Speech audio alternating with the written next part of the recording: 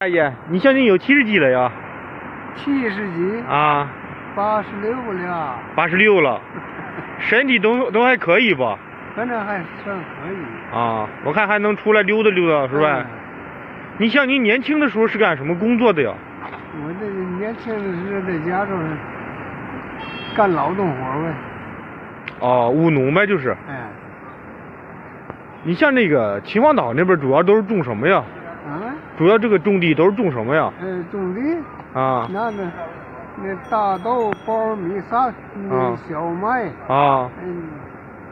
和玉米、白薯，啥都有。哦，什么都种，基本上。那啥都种。哎，秦皇岛不是这个离着海近呢，是吧？啊。那边应该旅游比较发达吧？那旅游发达。啊。从长陵县、长陵到秦皇岛、北戴河、山海关。哦，那你们家离这个景点远不远呢？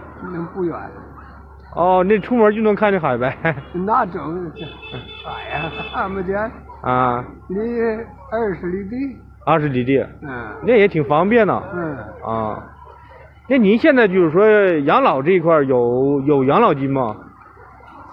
啥养老金呢？没有啊。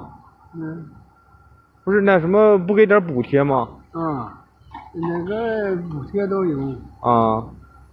像那个超过80的那个1个月50也有。哦。都算上能有几百块钱的一个月？一个月？啊。一个月100多块钱儿。连200都到不了。到不了。哦，别的就没了。没了。那你这200块钱也不够花呀，是吧？跟孩子们。啊。有呗。哦，这么着。也能凑合着生活呗。那你老伴儿呢？我老伴儿